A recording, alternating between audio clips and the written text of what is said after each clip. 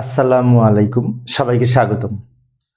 প্রিয় শিক্ষার্থী বন্ধুরা, হিসাব বিজ্ঞান এইচএসসি হিসাব বিজ্ঞান প্রথম পত্রের সপ্তম অধ্যায়ের কার্যপত্র সম্পর্কিত সিলেট বোর্ড 2025 সালে যে সৃজনশীল প্রশ্নটি এসেছিল, ওই প্রশ্নটি সমন্বয় যাবে কিভাবে করা যায় খুব সহজভাবে আলোচনা করার চেষ্টা করব। সাথে সাথে ক নাম্বারটাও কিভাবে করতে হয় সমাধান করে দিব। তোমাদের সাথে আলোচনায় আছি আমি মোহাম্মদ সিরাজুল ইসলাম, বরিশাল সরকারি model school and college Barishal. চলো শুরু করা যাক। প্রথমে আমরা ক নাম্বারের সমাধান করব। ক নাম্বারে বলেছিল অগ্রিম বীমার জের নির্ণয় করো। অগ্রিম বীমার জের নির্ণয় করতে বলেছে, তাই না? তো আমি সিলেট বোর্ড 2025 সালের প্রশ্নটা যে সামনে রেখেছি, এইখানে বলেছে অগ্রিম বীমার মেয়াদ উত্তীর্ণ হয়েছে 20,000, আর রেওয়া মিলে অগ্রিম বীমা ছিল কত? 30,000। রেওয়া মিলে অগ্রিম বীমা আছে 30,000, আর সমন্বয়ে বলেছে অগ্রিম বীমার মেয়াদ উত্তীর্ণ হয়েছে 20,000 টাকা। তাহলে যেটুকু মেয়াদ উত্তীর্ণ হয়েছে ওটুকু বাদ যাবে, বাদ মেয়াদ উত্তীর্ণ 20,000 টাকা। তো এটা থেকে এটা বিয়োগ করে 10,000 টাকা থাকে। এটাই এই অগ্রিম বীমার জের থেকে গেল। অর্থাৎ অগ্রিম বীমার পরিমাণ মোট ছিল আমার কত? 30,000, তার মধ্যে হতে খরচ হয়ে গেছে 20,000। তাহলে অবশিষ্ট যেটা থাকলো সেটাই হচ্ছে অগ্রিম বীমার জের।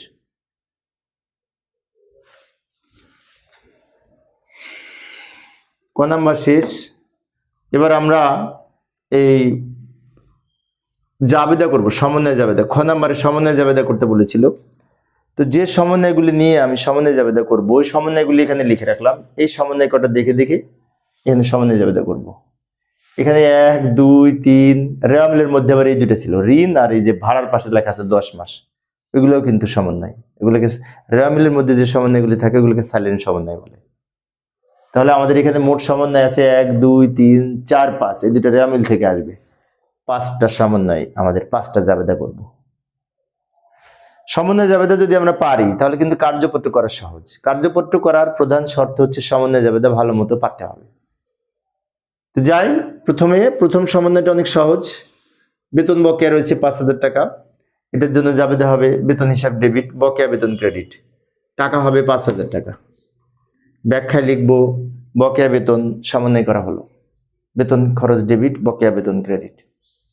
এরপরে বিমার মেয়াদ উত্তীর্ণ হয়েছে 20,000 টাকা। এই যে অগ্রিম বিমার মেয়াদ উত্তীর্ণ হয়েছে 20,000 টাকা, রেওয়া মিলে অগ্রিম বিমা আছে, অর্থাৎ অগ্রিম বিমার ভিতর থেকে খরচ হয়ে গেছে। তার মানে যেটুকু খরচ হয়েছে সেটুকু নিয়ে জাবেদা করব বিমা খরচ ডেবিট, অগ্রিম বিমা ক্রেডিট। এই 20,000 টাকা নিয়ে জাবেদা করব বিমা খরচ ডেবিট, অগ্রিম বিমা ক্রেডিট। টাকা লিখবো 20,000 টাকা। মেয়াদ উত্তীর্ণ যেটা হয়েছে সেটা নিয়ে জাবেদা করব। ব্যাখ্যা যদি লিখতে বলে তাহলে লিখব বিমা খরচ সমন্বয় করা হলো, সহজ। 3 নম্বর সমন্বয় বলেছে যন্ত্রপাতির উপর 10% অবচয় ধরতে হবে। রেওয়া মিলে যন্ত্রপাতি 25,000 টাকা দেওয়া আছে।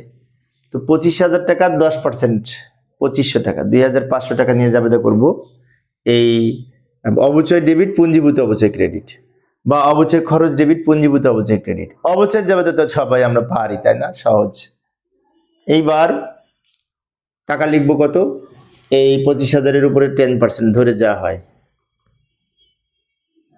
আরো দুইটা আমাদের এই 3টা সমন্বয় লেখা ছিল রেওয়া মিলের নিচে।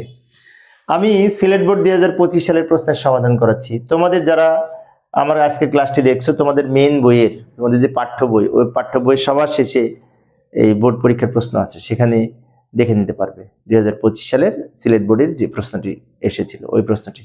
তো ওই প্রশ্ন যদি তোমরা দেখো, খেয়াল করবে যে 12% ঋণ 35,000 টাকা দেওয়া আছে। তো 35,000 টাকার 12% হিসেব করে আমাদের জাবেদা হবে ঋণের সুদ ডেবিট, বকেয়া ঋণের সুদ ক্রেডিট। টাকা হবে এই 35,000-এর 12% কত টাকা হবে? একটু ক্যালকুলেটরে হিসাব করি। 35,000 ইন্টু 12%, 4,200 টাকা।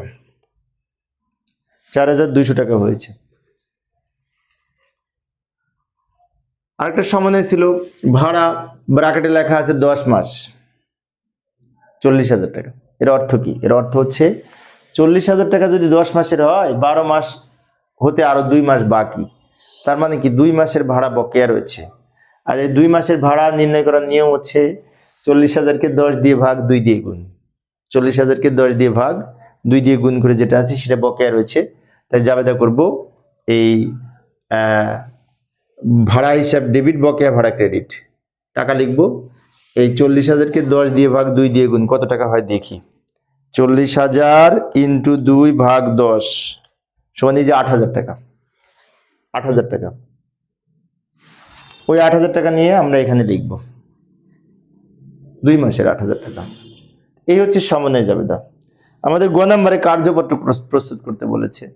কার্যপত্র তোমরা সমন্বয় জাবেদা পারলেই কিন্তু কার্যপত্র পারা যায়। কার্যপত্র সহজ করার প্রধান উদ্দেশ্য হচ্ছে সমন্বয় জাবেদাটা ভালো মতো পারতে হবে। তো সমন্বয় জাবেদাটা আমি করে দিলাম, আশা করি এর পরিপ্রেক্ষিতে তোমরা এখন কার্যপত্র প্রস্তুত করতে পারবে।